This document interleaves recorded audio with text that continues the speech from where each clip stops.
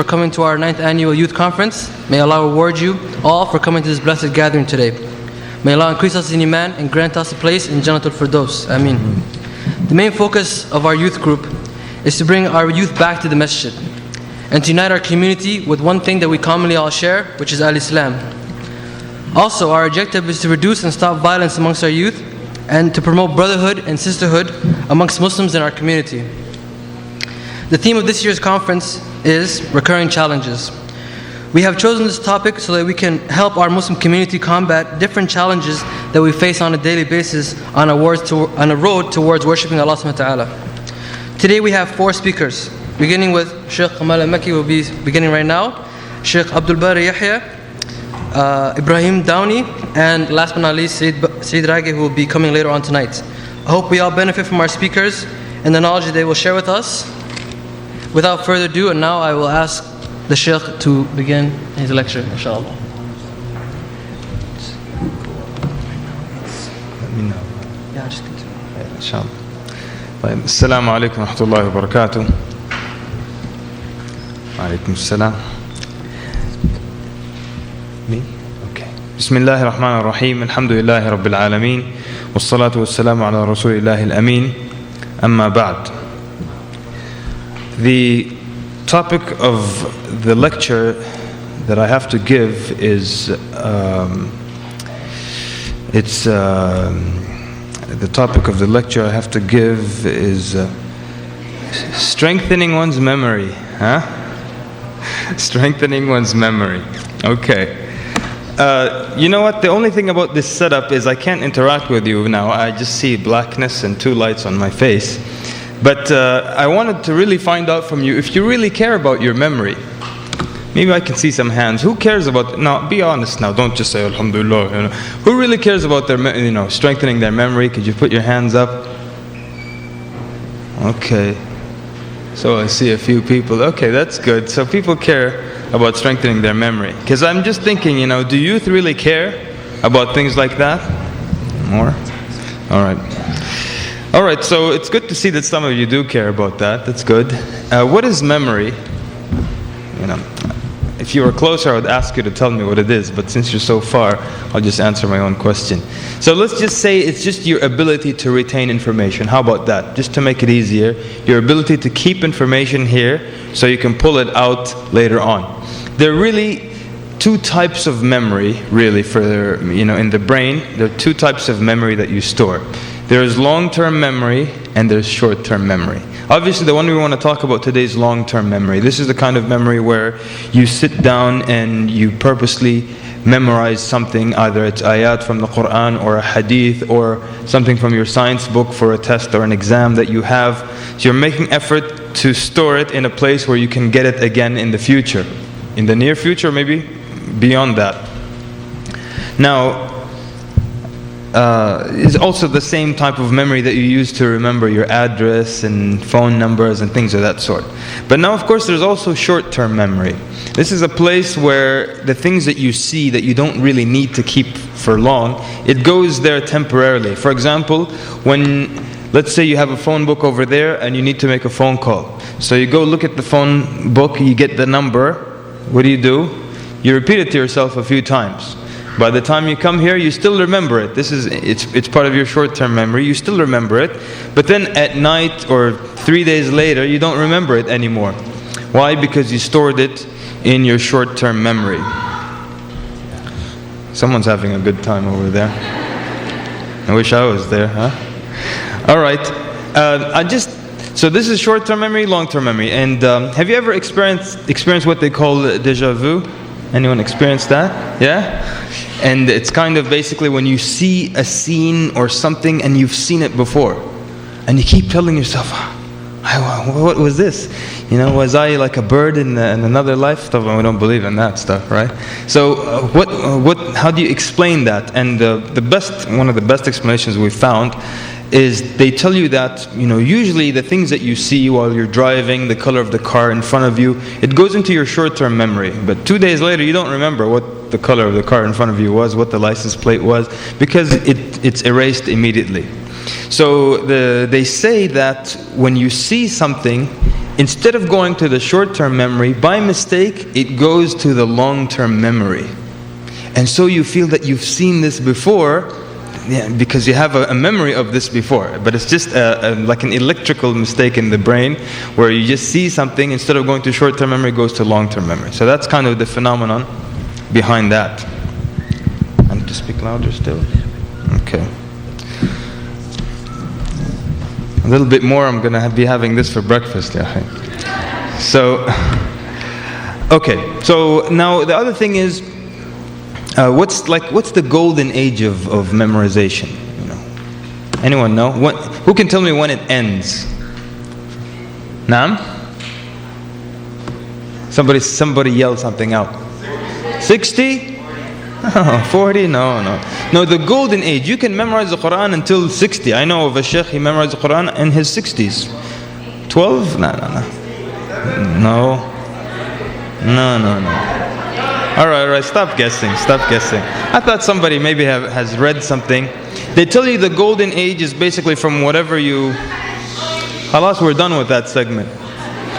So, until 23.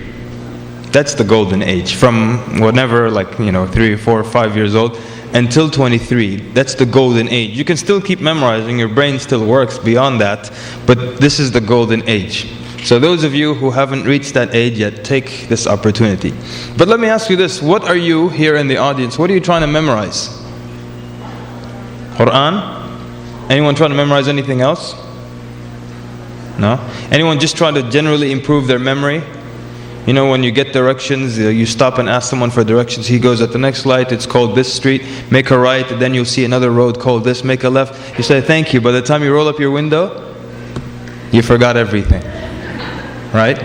Okay. So generally, let's say the main point is to memorize the Quran, and then from there on maybe to memorize the adhkar, memorize a hadith, or memorize knowledge in general. And alhamdulillah, I see some more people today with papers and taking notes. That's good.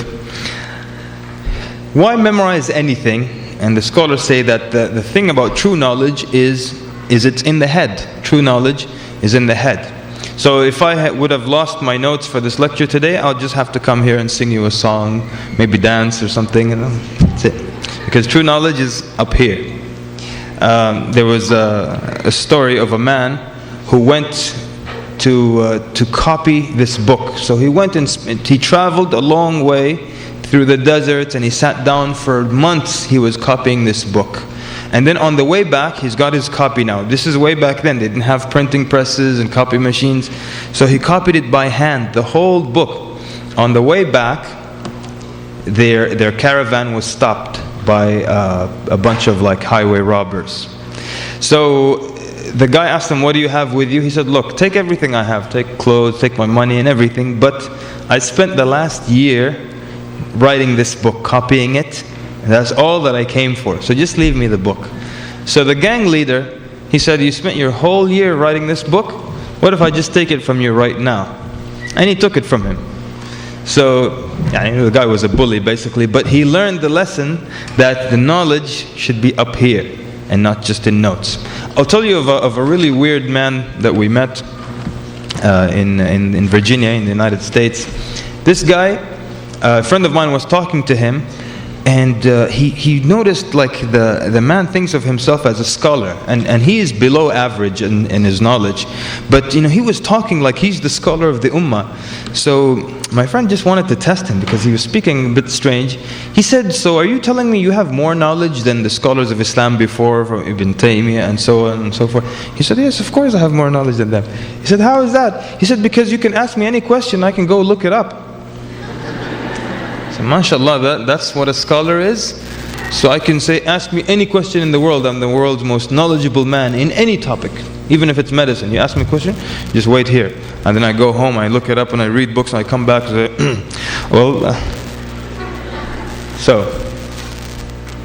okay, I don't even know what time it is now, but it's okay. So real knowledge really is in the head. It's not what you can go and look up. That means librarians, some of the smartest people. Now you have, Google search engines. That means we're all scholars. So it has to be up here. And therefore, there has to be something about memorization and the importance of memorization. Okay. You know something, you always find it difficult in the beginning to memorize. Whatever it is you're memorizing, if you're memorizing Quran, if you're studying, but then after a while you get the hang of it and you get used to memorizing. So some of the early Muslims used to say, we found memorizing really difficult at first, but we pushed ourselves and then it started to come naturally. It wasn't that difficult. And one of the early Muslims, he was trying to gain knowledge. He was trying to like sink it all in at one time, absorb everything. He's trying to learn hadith over here, trying to learn tafsir over there, aqeedah over there. So he's trying so much, and sometimes all these things, they just get jammed and nothing comes through. So he found it difficult. He was about to give up seeking knowledge. So as he was walking, he saw this big rock, this boulder, and from the cliff there was water that would drip onto this boulder. And he noticed that where the water was dripping on the boulder, it made a hole in the boulder. So he thought to himself, Subhan Allaah, my heart, it can't be harder than this rock, than this boulder. That means if I take knowledge drop by drop, it will come. If I take it bit by bit, it will come. So don't try to overwhelm yourself by taking in so much or too much at one time. Okay. How about examples of and who do you know of the scholars that had superb memory? Anyone? Yell out a name. Bukhari. Somebody said Imam Bukhari. No doubt, it was phenomenal memory. Anybody else? Shafi'i. Very good. All the four Imams, right? Imam Malik, he was a young boy when he started to seek knowledge. So he went to the house of his sheikh just for the first time. He wanted the sheikh to give him a hadith from the chain of narrators and everything. So he sat down and the sheikh gave him 13 hadith with full chain of narration, and he wrote them down. So he tells the sheikh, give me more. So the sheikh said, well, wait till you go home, memorize them, and then come back. So he said, I memorized them already. So he said, he took the page from him and he said, go ahead, recite. And he gave him all 13 ahadith as is. And so, okay, so these now are rarities, or these people have this ability that typically not everybody is born with. And I love it when in our day and age, like brothers don't take notes. Until I'm take notes and they tell you, oh, I'm like Bukhari, I memorize. MashaAllah. Maybe you memorize Britney Spears songs or something. Okay. So, the point is, even Imam Bukhari himself, he used to write things down. He would memorize it in the class, but then when he would go, he would start to write things down. Alright, so what are the things that improve your hifz, your memorization? And I would have liked to ask you for some of your ideas, but since you're too far away, one of the things definitely, just like anything else, seeking knowledge, acts of worship, is to have ikhlas, is to do something sincerely for Allah subhanahu wa ta'ala. And that makes it so pure, and it will facilitate it for you. So when you have ikhlas, you're memorizing the Quran for the sake of Allah. You're memorizing this hadith for the sake of Allah. You're memorizing this small book of dua for the sake of Allah subhanahu wa ta'ala. So you can benefit from it, and perhaps in the future teach it to others. Not so other people can look at you. Because when that's the only motive people have, when you stop praising them, so let's say somebody is doing something just so people can look at him and say, MashaAllah, this person, look how much he memorized. You know, when that type of person, when they're not praised, they stop. Because they're doing it so people praise them. So when nobody praises them, they're sluggish, they become slow. Because nobody's saying anything good about them anymore. So have ikhlas, one of the facilitators of memorizing, of learning. And make dua. We spoke about dua yesterday, and you never overlook or underestimate the power of dua. So you make dua, and it's one of the best ways of attaining good. When your parents make dua for you, to give you fiqh and understanding of the religion, and you make dua to Allah also to help you memorize the Quran or to help you understand His religion. It's one of the best ways of getting good for yourself is by making dua. And let's now combine the dua with the water of Zamzam, because the hadith, the Prophet ﷺ said that drinking the water of Zamzam, it's for whatever you drink it for. So a lot of the scholars used to drink it, and they used to intend or want it for a certain thing. For example, Imam Ibn Hajar, one of the great Imams, he drank the water of Zamzam and he asked Allah to give him the power of memorization of al-Dhahabi. Imam al-Dhahabi had incredible memory. So he asked Allah, while he was drinking the water of Zamzam, that he would get the memorization of al-Dhahabi. So dua, and we have ikhlas. Very popular thing that helps you keep your memory and keep what you've memorized is to stay away from sins. This is very popular and a lot of people are aware of this. And the early Muslims and the scholars, they used to warn their students, and the students would warn their students to stay away from sins, because it's something that will damage your memorization, your ability to memorize, or also it will damage what you've memorized already. And there's the famous poetry and famous sayings. For example, Imam al-Shafi'i that you mentioned, who has good memory, and he went to Waki' ibn al-Jarrah, another scholar, and he told him, he complained to him of his weakness of memory. But of course, this is by his standards. His memory was absolutely superb. But he complained to Waki'. He said that my memory is not very strong. So what can I do to improve it? And so Waki' told him to stay away from sinning, because the knowledge is like light given to you by Allah, and Allah will not give this light to a sinner. So staying away from sins, having ikhlas, making dua, and putting some kind of effort. And this is the thing that a lot of people want things easy nowadays. People don't have patience to wait through memorizing. People want things to come very easy. They want the quick fix, they want the shortcut. When it comes to worship, when it comes to knowledge, when it comes to everything. I know that, for example, a lot of people, they'll say there's a lecture. Okay, I'll hear it when it comes out on CD or on DVD. And I know a lot of people are not taking notes now because they say, I'll get the DVD when it comes out, inshallah. And how many people really have you seen just at home, they put in a DVD, and they take their notes and then they write down everything that's being said on. How many times have you seen that? Who has seen that? Put your hands up. Nobody? Okay, one hand is up. 2, 3, 4 of the full room, like 4 people have seen. Maybe there are more, but I'll pretend that's all. That's 4 people who have seen that happen. Like somebody will play in a tape of a lecture or a DVD and just sit down and take notes. Most of the time, if you don't take notes during the lecture, that's it. Because this is the way we are these days. We feel that as long as the knowledge is there somewhere, I have it. So I don't know what the Shaykh said, but I've got the DVD at home. Oh, mashallah, good for you. Well, I don't know what this is about, but I've got an entire book about it. So mashallah, that's nice. But what about the knowledge being up here to some degree? How many people make any effort to memorize, like the names of Sahaba? How many times have you heard this? Just tell me, how many times have you heard this? I can't remember the name of the Sahabi, but there was a Sahabi that was walking with the Prophet ﷺ. How many times have you heard that? 1,000,000 times I've heard it. I can't remember the name, but it was the Sahabi that when he was walking. Why don't you know the name of the Sahabi? Why? Very few people know the name of the Sahabi. Who are the 10 given glad tidings of paradise? You tell them how many albums has so and so put out. Oh well, in 1993 he put out the in 96 he put another one out. So, but effort, people. We know one brother in our area. Not only does he's so not aware of which Sahabi is which, he just calls the Sahabis brothers.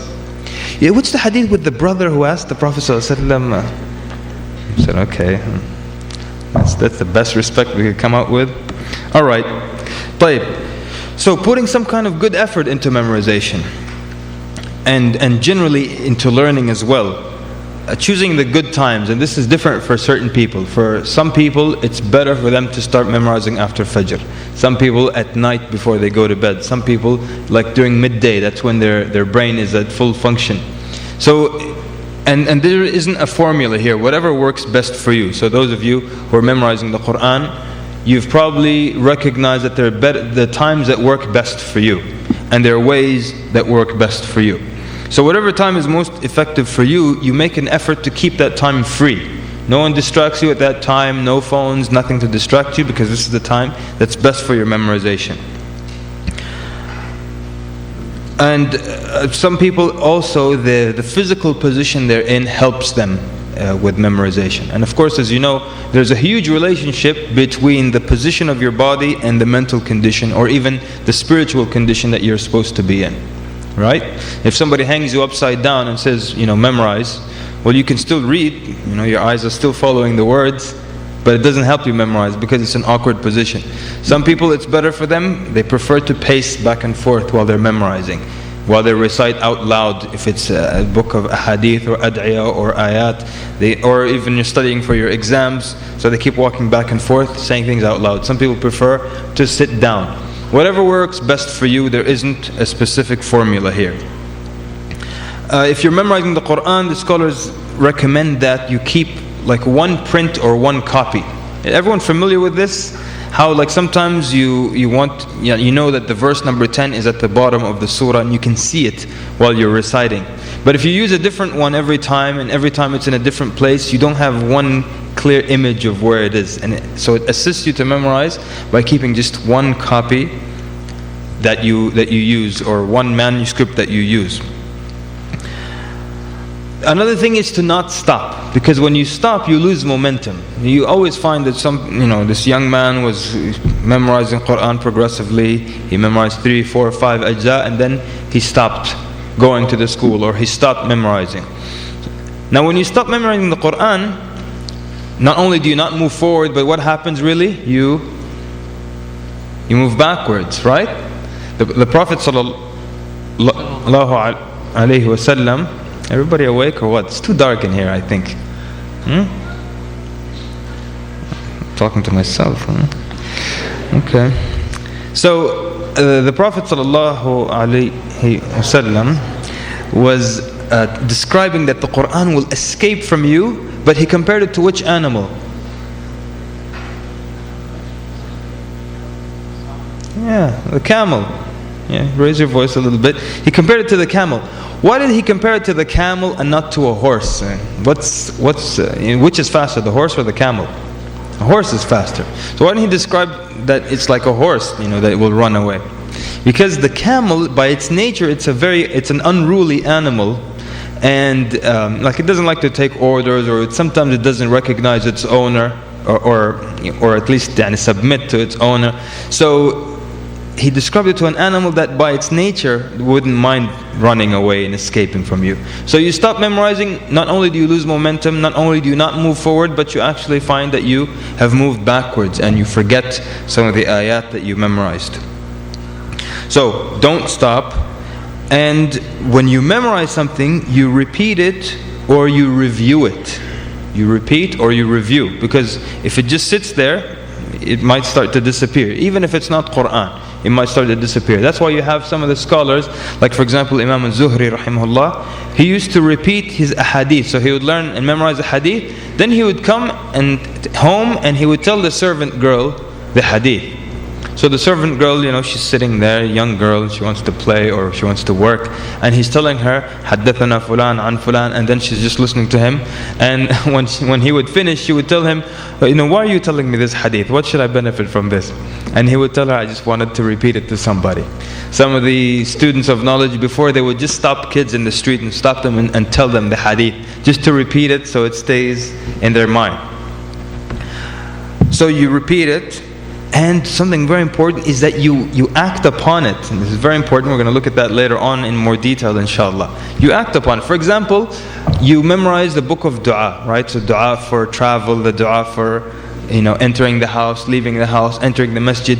If you memorize the dua and you don't use it, then you put yourself again at risk of losing what you have memorized. So one of the ways to keep it in your mind is to keep repeating it or to keep using it as well.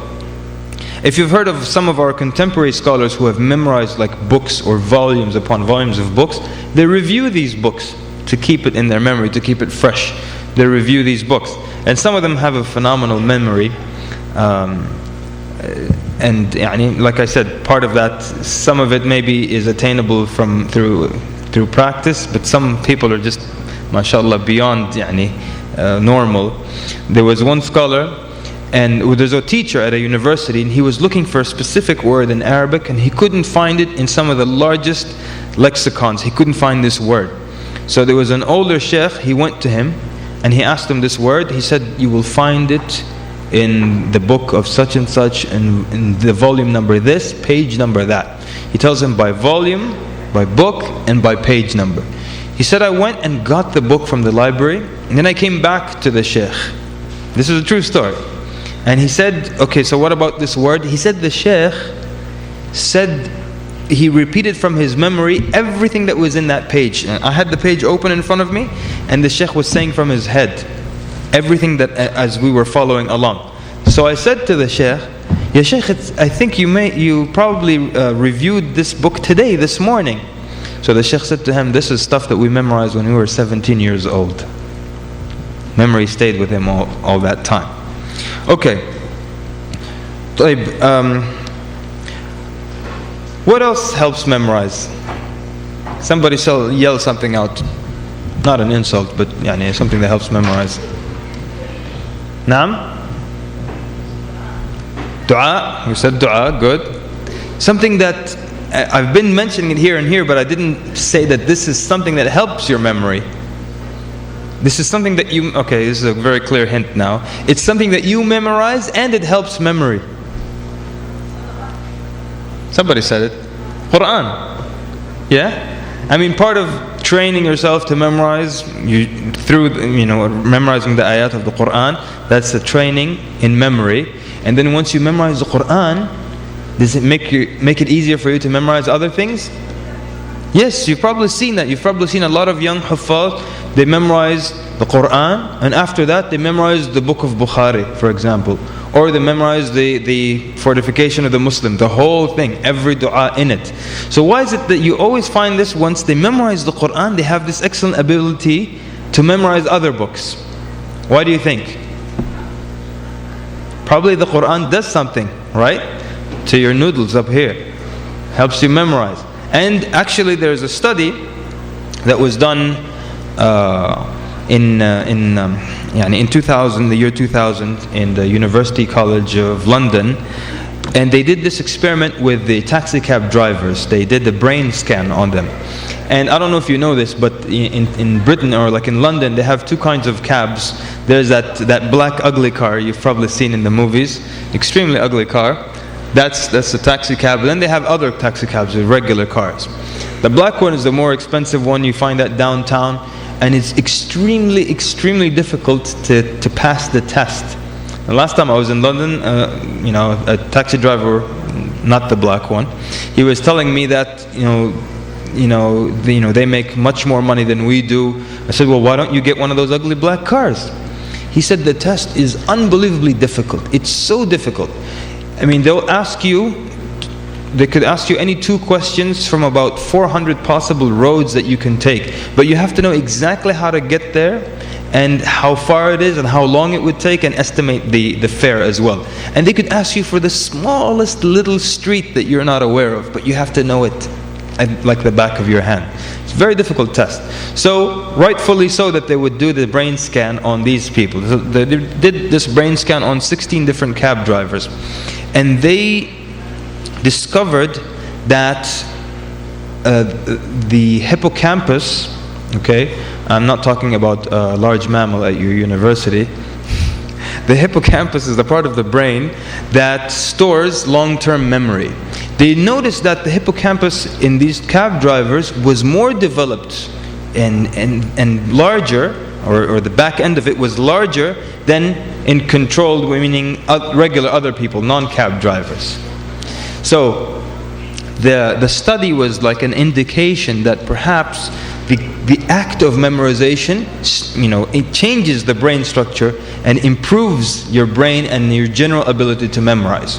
So if we can, base off of this study, say that those who memorize the Quran, the practice of memorizing the Quran, it improves the structure of their brain, or improves their ability to memorize. And that's why you find so many huffaz, they're able to go on and memorize other things and things of that sort.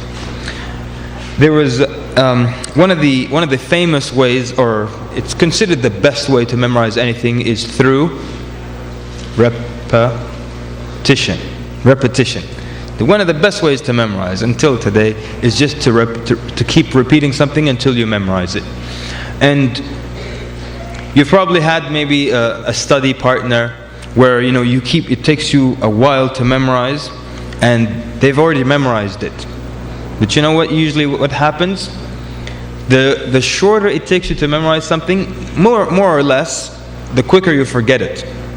I used to study with my friend a long time ago in the 1940s, and I used to I would look at it, in 2 minutes I've memorized it, and he's still going through, and he looks at me like, "You memorized it?" So yeah, I memorized it. But then 2 days later I forgot it, and he still memorized it. It took him more time. There was a famous story of a faqih, and he had these lines, and he was memorizing them. So he was walking around the house and just repeating the verse over and over and over. And there was an old lady in the house, maybe his mother-in-law or somebody's grandmother or his mother. She was sitting and she just keeps hearing him repeat it. She's like, "What is it with you? You still haven't memorized this?" "I memorized it sitting here." So he's like, "Oh yeah?" And he tested her. He tested her, and she did it. She memorized everything. It's like, and then of course now she got attitude and stuff. She's like, "So I memorized it, and you're still sitting here repeating this all day. You give me a headache." So he came to her 2 days later. He said, "Okay, tell me the line." There were like 70 lines. He said, "Tell me the lines again." She could remember them. And he told her, "I was repeating it constantly, so what happened to you would not happen to me." You see? And so repetition is until now considered to be the best way of memorizing. And some scholars say if you repeat something from 25 to 30 times, that you'll memorize it. Some have even said 50 or 55 times until you memorize it to the point where you can't forget it easily, or you can't forget it anytime soon. And even just so you can benefit, if you have a presentation in your school, or you have a reading. See, a lot of times when you're about to read something, you think, "Well, I know how to read," so you don't practice it.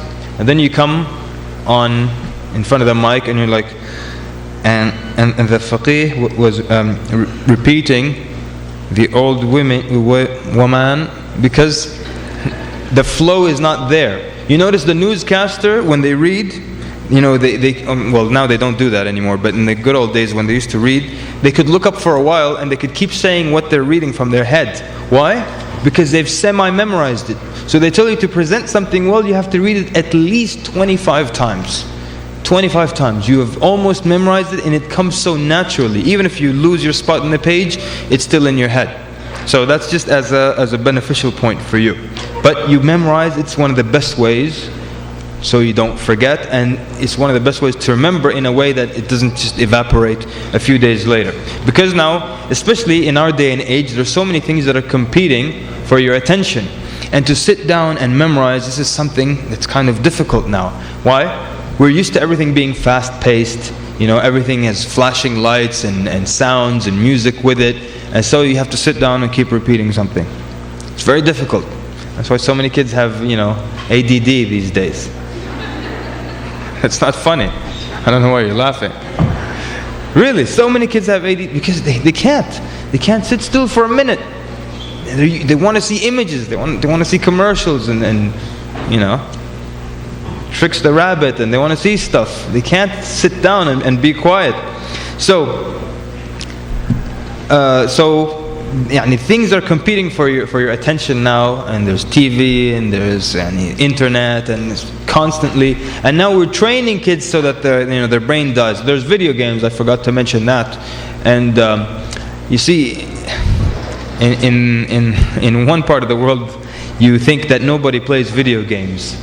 But then I was surprised to discover so many brothers, mashallah, and they play video games. Brother have his beard down to here. Wallah, alhamdulillah, brother, these days I'm playing a video game. I have made good progress, alhamdulillah. MashaAllah. This other brother, he was playing this game where you conquer the world, right? So he was with the army of Abu Bakr, And this is the sad part, that in his mind, I think the game became a reality. He came to me boasting about, I brought all of Europe under Islam. I said, Wallah, mashallah, this is a great news. Playing a video game like that. And another brother, I met him in Ramadan. And he was like, yeah, these days I'm playing, that's that game where you get off your car, you can kill people and steal things. And what? GTA again.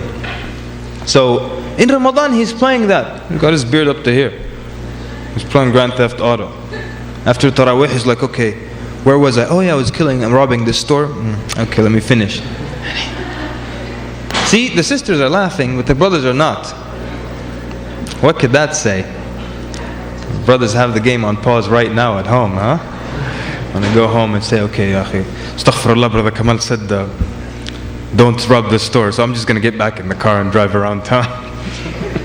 Alright, so enough with the corny jokes. You teach knowledge to others, it helps it stay in your mind.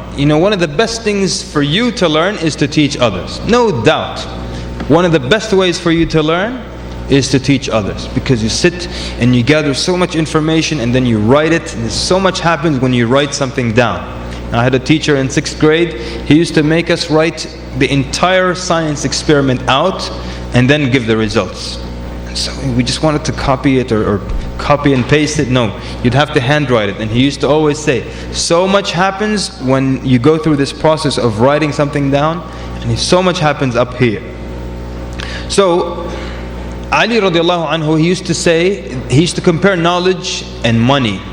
He used to say knowledge is better than money, because knowledge protects you. Yeah? Knowledge guards you, while you have to guard money. True or false? True. And then he says, knowledge increases with disbursement, while knowledge decreases. True or false? True, huh? False. True. But I'm just wondering, the energy, what's happening? I don't know. Too much, breakfast was too heavy, stay up late last night. Alright. So when you teach others, it increases. So everyone believe that your knowledge increases when you teach it to others? Does that make sense? Why? Why would that make sense? Naam? Why would it make sense? You repeat, yes, but why would it increase? You would just, okay, so the same knowledge, but now it's more solid. But why would it increase? The more you teach something, the more you contemplate about it. If you're teaching tafsir, for the 3rd, 4th time you start to realize something about this meaning of this ayah, and why this word was before that word, and why this ayah was before that ayah, and what's the link between this segment of this chapter and the next segment. So the more you teach, the more you contemplate, the more you think, and the more you learn about what you're teaching. Okay, and I'll two more things I'll add to helping improve your memory. One of them I don't know if you'll ever do. It's basically al-hijama. The Prophet ﷺ said in a hadith that cupping, it helps your memory as well. How many people have been cupped over here? Hands up. Cupping, hijama, it's like, it's bloodletting, they call it also. If all these terms don't make sense, basically they put a cup on your back, they suck on your skin, and then they cut you up. And alright, who has experienced that? 2 people. See, that's why I didn't mention it. It's not like if I tell you hijama improves your memory, everybody's going to go and start getting slashed up, right? So okay, but that's just for your knowledge that hijama improves memory. And honey also improves memory. Some of the early scholars, Imam al-Zuhri and others, they used to say that honey is good for the memory. So is there any scientific evidence to this? No? You're so sure? Yes, there is actually. One of the things is that, first of all, honey, it has free sugar molecules, and your brain is like one of the largest consumers of sugar. And honey also has the ability to get into your blood very quickly. If you consume some honey and you drink some water, it can enter your blood within 7 minutes. So it's actually good for the brain, and it actually, it's known to help improve memory. Okay, I'm just gonna stop anyways. Khair inshallah. I agreed with Sheikh Uthman that I was going to stop here and just make a quick mention of some other points. Yeah, is that fine with you? Jazakallah khair. So, well, and great. So there's no Q&A. So let me just end on this note in the last 10 minutes or so that I have. You probably heard that some brothers got shot or shot at last night. Did you hear that? Some people who were with us. You heard? MashaAllah. So okay. So the news spread quickly, right? So, like I'm not really familiar with what were the consequences. Was this some kind of retaliation or a gang thing? And I understand a few weeks ago something similar happened as well. So there's this problem with violence, and a lot of times we assume that it's the other kids who are violent and not our good young Muslim kids who are into the violence. But you know something, being a part of the society, these things will naturally creep into the minds of the youth. So I want some of the youth to tell me and tell me what you think. Don't tell me something that you think will make me happy. What do you think is, like, what are the characteristics of being a man? Somebody put your hand up. What are the characteristics? Sisters, we don't need your input here. We don't need to hear all the bad stuff. What are the characteristics of being a man? Nobody wants to put their hand up. Marriage? Okay. Alright, so those of you who are not married then, what category do you fall in? What's the characteristic? Like what? Okay, so what are the? Okay, let me just rephrase it. What are the descriptions of a man? What is a man like, or what makes someone a man? Yes, sir. Masculine. Okay. I'll accept that. If you want to define masculine, that's fine. You want to define it? Strength. Allaahu akbar. Strength. Yes, sir. Responsible for your actions. Okay. Somebody else. Yes, sir. No? Okay, nobody wants to cooperate today. All right, fine. So a lot of times when you ask youth, and there are studies where young men growing up in the West, in America and Canada, have been asked what makes a man a man.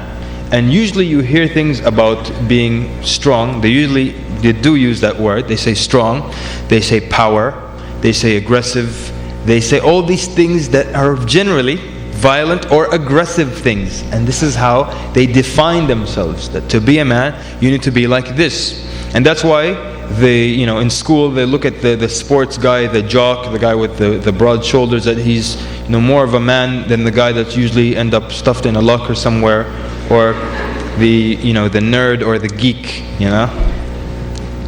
So this is the definition. Where do you think people get this from? Of course, you know the answer.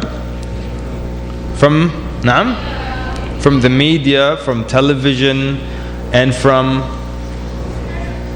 stereotypes, from music, right? This is what you're told. And of course, one of the most popular forms of music would be what they call hip hop or rap. And basically, what is the general message there? Give your neighbor a flower, be sweet today. What do they sing? What do they sing about? They all sing about how bad they are, how unbelievably violent and cool they are. And so the youth are affected by that. Some of them listen to that type of music and they watch TV. The cool guy in the movie is the guy who just broke the other guy's nose. And then, the camera angle gets the wind blowing through his hair and he's like, says something really cool. Don't ever do that again.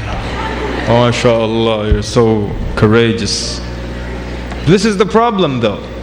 And so you find Muslim youth, they're bad. What do I mean by that? They're bad, So the youth, Salaam alaikum, they're like, Sure. No smile. The good guys, the cool guys, they don't smile. So why should he smile to you in the masjid? Salaam alaikum, brother. No, it's just like, Salaam alaikum. MashaAllah, you're so cool. So this is a problem that we have. And we have this thing where now the thug mentality comes natural with growing up. And sometimes people even have to fake it just so they can survive through school. They're walking around with their shoulder out and everything is out, and when they're alone, because I've been like this the whole time. So, the truth is really, I mean, you may find yourself being forced into those situations where you're a tough guy and you have to speak in a certain way. But the truth is, that's not who you're supposed to be. Okay? And I don't mean that you're Muslim only. But what I mean by that is that you have another kind of job. And I know you'll think that, well, I'm still young and that's not my job yet. That's for shuyukh and speakers and those people. But you're du'at here, are you not? Aren't you? I mean, how many of your friends have you invited and brought to Islam? Who would like to share a number with us?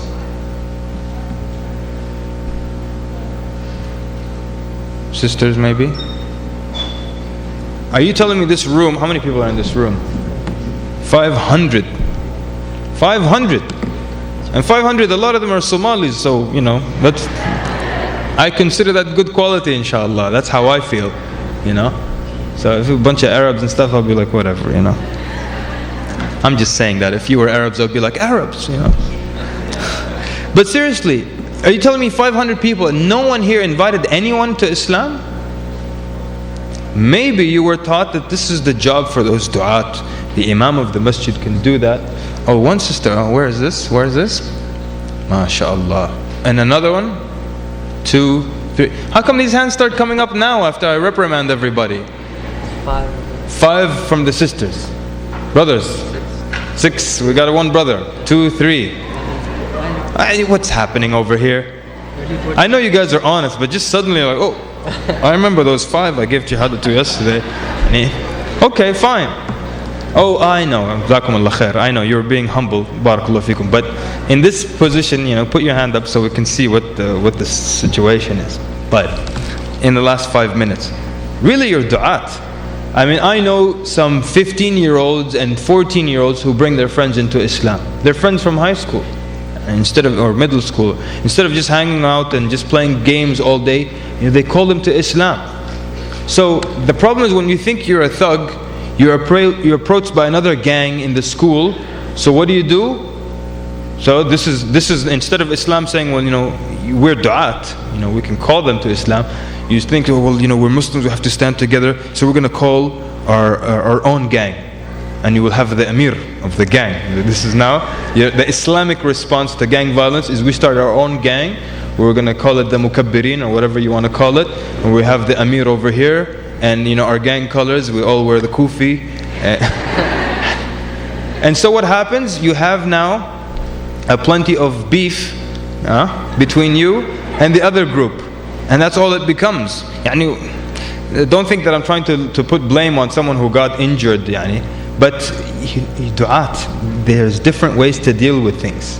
And even in your school, I know you think it is a jungle, but you still have that obligation of calling these people to Islam. How would you love if on the day of judgment, and everyone has enough problems on that day, and then all these people from your class and these best friends who used to sleep over at your place and hang out with you, and they come and say, he's the reason we're not Muslim. We used to be with him for hours and for weeks and for years. Since 2nd grade we were together. We only parted to go to separate universities or something. He never invited me to Islam. Not once. And I used to tell him that I was confused. And I told him that how would you like that? So your job is really du'at, okay? That's your other job. Allahumma wa barak ala Muhammad wa ala alihi wa sahbihi ajma'in. Wassalamu alaikum wa rahmatullahi wa barakatuh. Assalamu alaikum. Inshallah, we'll be breaking for Salatul Dhuhr and lunch break. For the sisters, Salah is going to be at Gym C, which is like the hall down here. So sisters are doing security, guide the sisters towards there. And for the brothers, you'll be on the hallway, the cafeteria hallway. So it should be over here on that side of the cafeteria, the hallway there. So people are doing security for the brothers, do that also. Lunch will be from 1:45 until 3. So 3 sharp, we will be beginning with the rest of the conference. And also please remember to take care of the school. We have been with the charity of the principal and TSB, they allowed us to use this venue. So please take care of the school. Inshallah. Assalamu alaikum wa rahmatullahi wa barakatuh. Don't be control the crowd. Start to sit down, so everybody sit. Don't go